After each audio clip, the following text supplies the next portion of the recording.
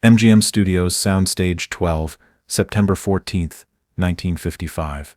Alfred Hitchcock was reviewing the daily rushes from To Catch a Thief when he noticed something that made his blood run cold.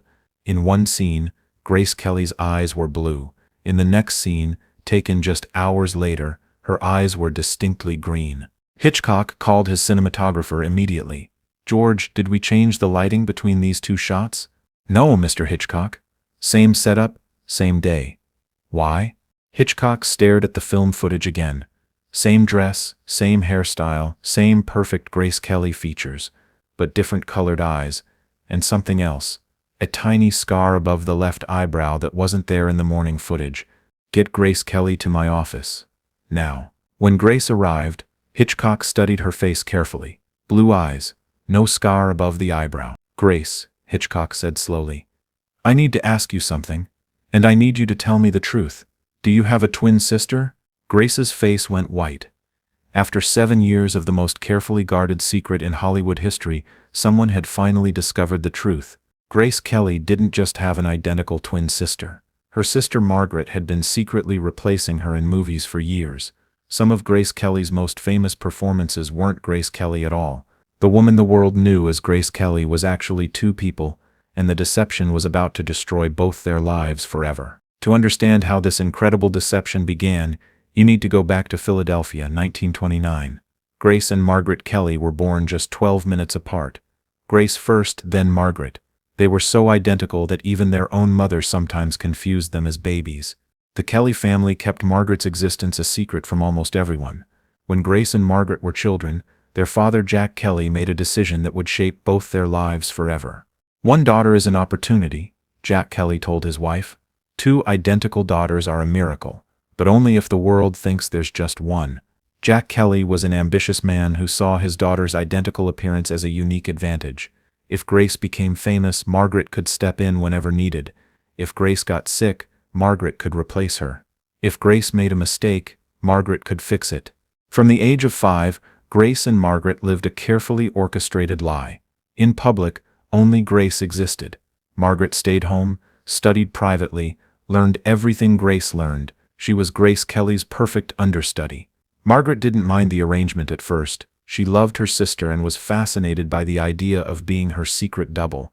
The two girls would practice switching places, perfecting each other's mannerisms, speech patterns, and expressions. By age 10, Grace and Margaret could fool anyone: teachers, neighbors, even close family friends. They had become perfect mirrors of each other. When Grace decided to pursue modeling in New York at age 18, Margaret went with her, but Margaret remained invisible, living in the shadows while Grace built her career. The twin deception began in earnest when Grace started working in television. During long rehearsal days, Grace would sometimes become exhausted or ill. That's when Margaret would quietly step in. The first replacement happened during a live television broadcast in 1950. Grace had food poisoning and was vomiting in her dressing room just minutes before airtime. Margaret put on Grace's costume and performed the entire show. Nobody knew. The performance was flawless. That's when Grace and Margaret realized they had discovered something extraordinary.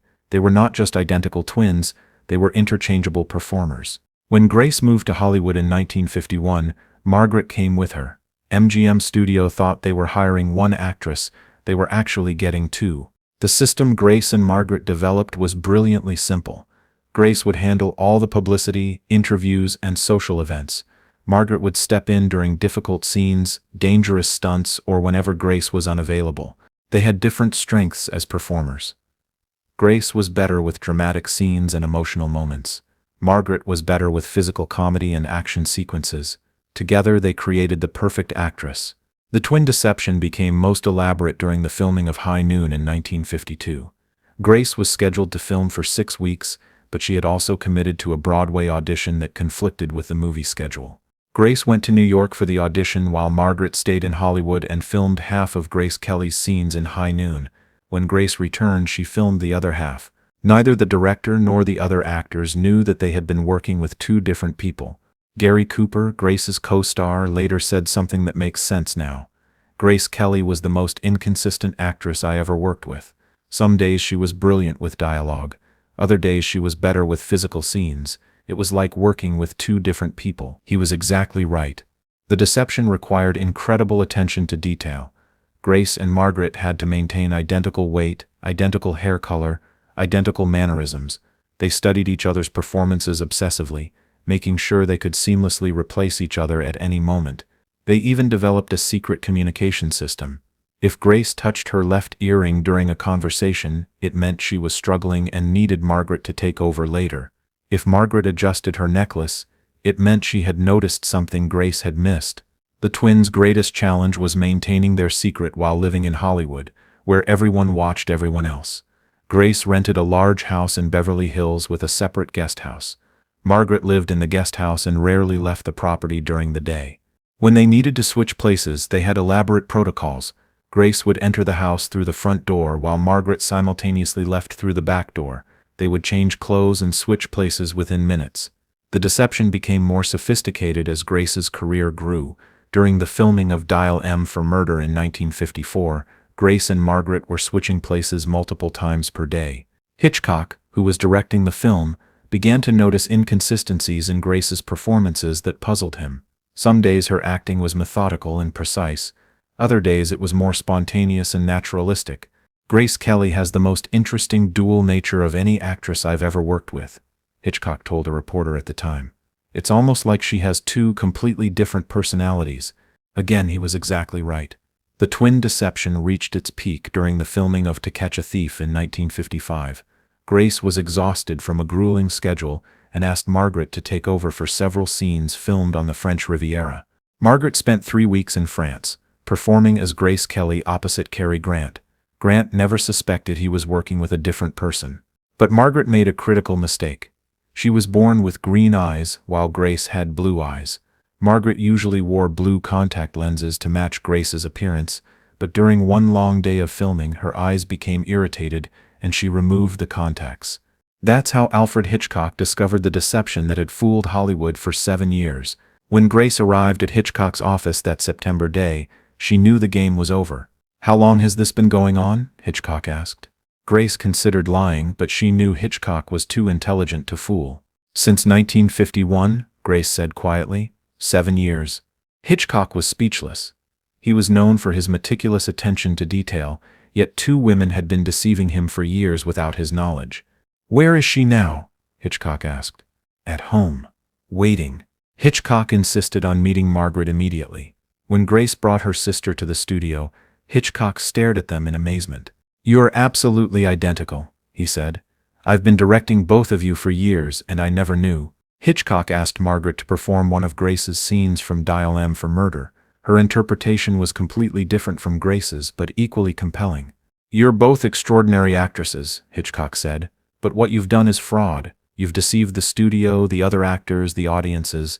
This could destroy both your careers." Grace and Margaret begged Hitchcock not to reveal their secret. They explained that they had never intended to deceive anyone maliciously. They had simply found a way to help each other succeed in a brutal industry. Hitchcock was faced with an impossible decision. He could expose the twins and create the biggest scandal in Hollywood history, or he could keep their secret and become part of the deception. Hitchcock chose to protect them, but he demanded complete honesty going forward. "From now on," Hitchcock said, "I work with Grace Kelly only. No more substitutions. No more deception." Grace agreed, but the decision meant that Margaret's secret career was over. After 7 years of sharing Grace's success, Margaret would have to disappear completely. Margaret was devastated. She had loved performing, loved being part of Grace's world, loved the excitement of Hollywood. Now she would have to return to being invisible. "I don't know how to be anyone except Grace Kelly," Margaret confided to her sister. "For 7 years I've been you. I don't know who Margaret Kelly is supposed to be." Grace tried to help Margaret establish her own identity and career, but it was too late. Margaret had spent so many years living as Grace that she had never developed her own personality, her own dreams, her own relationships. Margaret fell into a deep depression. She felt like she was mourning her own death, the death of the life she had lived as Grace Kelly. The situation became more complicated when Grace decided to marry Prince Rainier of Monaco in 1956. Grace would be leaving Hollywood forever, which meant Margaret would lose not just her secret career but her closest companion. Grace felt tremendous guilt about abandoning Margaret. They had been partners in the deception for 7 years. Now Grace was getting the fairy tale ending while Margaret was left with nothing. Margaret attended Grace's wedding to Prince Rainier, but she had to watch from the audience like a stranger. The world was celebrating Grace Kelly's perfect life, never knowing that Margaret had helped create the woman they were honoring. After Grace moved to Monaco, Margaret tried to build a life of her own. She moved to New York and attempted to start an acting career under her real name, but casting directors kept saying she looked too much like Grace Kelly. They wanted someone original, not a copycat. Margaret couldn't escape Grace's shadow even when she was trying to be herself. The irony was cruel. Margaret had spent 7 years perfecting the art of being Grace Kelly, only to discover that being Grace Kelly was the only thing she was good at. When she tried to be herself, she felt like a pale imitation of the persona she had helped create. Margaret's first audition under her own name was a disaster. The casting director took one look at her and said, "You're trying too hard to be Grace Kelly. We need authentic performances here, not impressions." Margaret wanted to scream that she wasn't imitating Grace Kelly. She had helped create Grace Kelly, but she couldn't say that without revealing the secret that would destroy both their lives. Margaret tried changing her appearance. She dyed her hair brown, wore different makeup, even considered surgery to make herself look less like Grace, but nothing worked. Her bone structure, her voice, her natural mannerisms, everything about her screamed Grace Kelly. The psychological toll was devastating. Margaret had spent 7 years living as someone else, and now she discovered that she had no idea who she was supposed to be when she was alone. Margaret began seeing a psychiatrist, Dr. Elena Rodriguez, who specialized in identity disorders. But Margaret couldn't tell Dr. Rodriguez the truth about her situation without revealing the Hollywood deception. "I feel like I don't have a real identity," Margaret told Dr. Rodriguez during one session. "Like I've been playing a role for so long that I've forgotten who I really am." Dr. Rodriguez diagnosed Margaret with depersonalization disorder, a condition where people feel disconnected from their own identity. What Dr. Rodriguez didn't know was that Margaret's condition wasn't psychological. It was the natural result of spending 7 years literally being someone else. Margaret tried various careers over the next few years. She worked as a drama teacher, a script reader, even a makeup artist, but nothing gave her the satisfaction she had felt when she was performing as Grace Kelly. In 1960, Margaret made a desperate decision. She contacted a small theater company in Chicago and offered to perform in their production of The Glass Menagerie under the stage name Mary Gordon. Margaret thought that performing under a completely different name might allow her to reclaim her love of acting without being compared to Grace Kelly. But even under an assumed name, audiences and critics kept noting her resemblance to Grace Kelly. One review said, "Mary Gordon gives a competent performance, but she's so distractingly similar to Grace Kelly that it's difficult to focus on her actual acting." Margaret was trapped. She couldn't be Grace Kelly because Grace Kelly already existed, and she couldn't be herself because herself looked too much like Grace Kelly. The situation became even more painful when Margaret would see Grace Kelly movies in theaters. She would sit in the dark, watching scenes that she had actually performed, listening to audiences praise Grace Kelly for work that was partly hers. Margaret kept detailed journals during these years, documenting her struggle with identity and purpose. One entry from 1962 reads, "Watched High Noon tonight. That scene where Grace Kelly confronts Gary Cooper in the stable, that was me. I remember every word, every gesture, every emotion, but Grace gets the credit and I get to be a stranger watching my own performance." Another entry from 1963. "Sometimes I catch my reflection in store windows and I think it's Grace for just a moment. Then I remember that I'm the copy, not the original. Except I'm not even a copy. My half of something that the world thinks is one person." Margaret's isolation deepened when Grace started having children.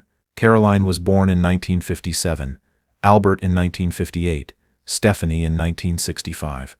Grace was building a family and a new life in Monaco while Margaret remained alone in New York, teaching drama to teenagers who had no idea their instructor had once been one of Hollywood's biggest stars. Margaret never married. How could she? Any relationship would require her to explain who she really was, which would mean revealing the secret that could still destroy Grace's life and reputation. Margaret did have one serious relationship, with a theater director named David Chen who worked at the same acting school where Margaret taught.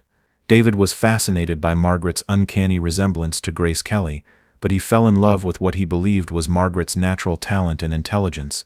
Margaret and David dated for 2 years, from 1966 to 1968.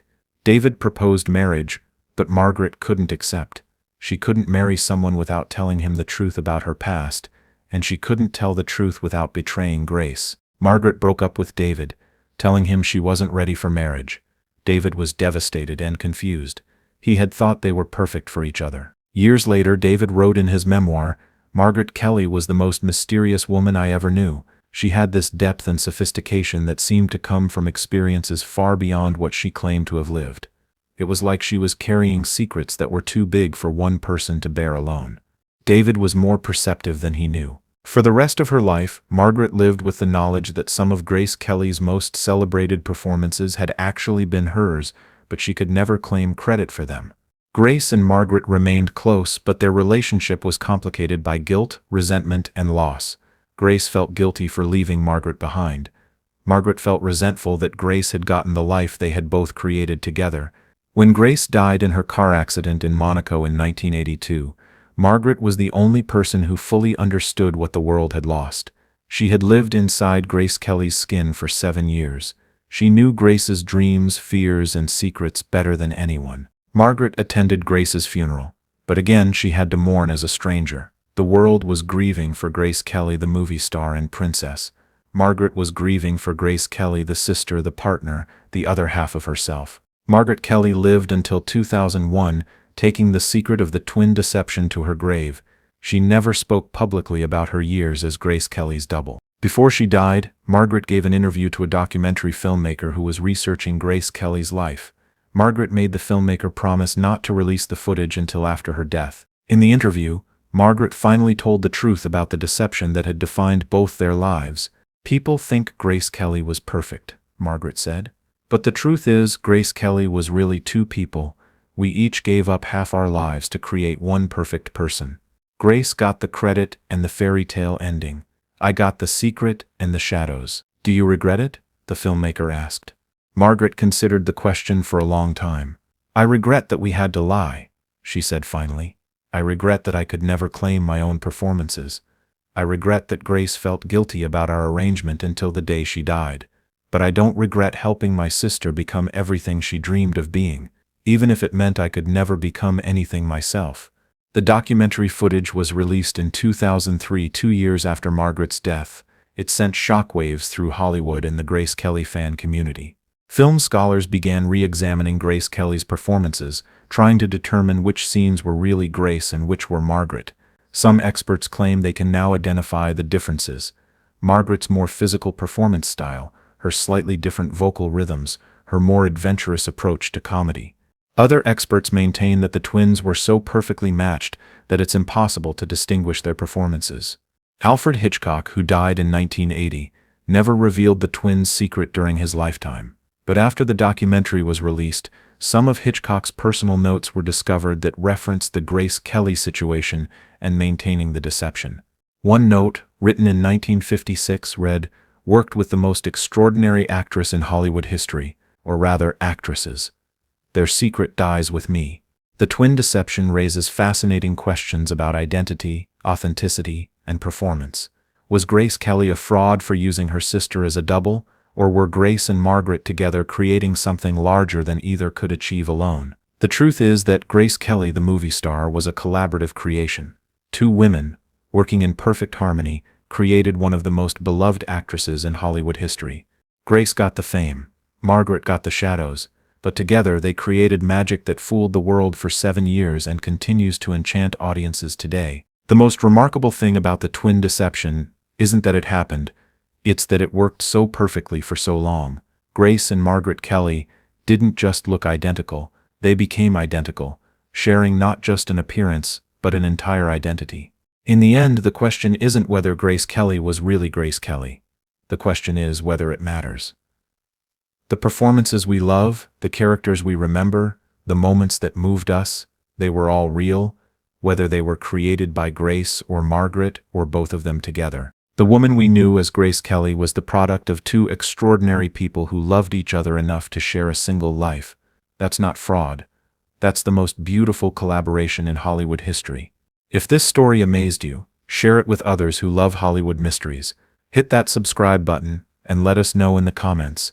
Does knowing about Margaret Kelly change how you see Grace Kelly's performances? Don't miss our next video where we reveal another shocking truth about Grace Kelly's secret life, the hidden romance that could have changed everything. Remember, sometimes the most beautiful magic is created by people working in perfect harmony, even when the world never knows they exist.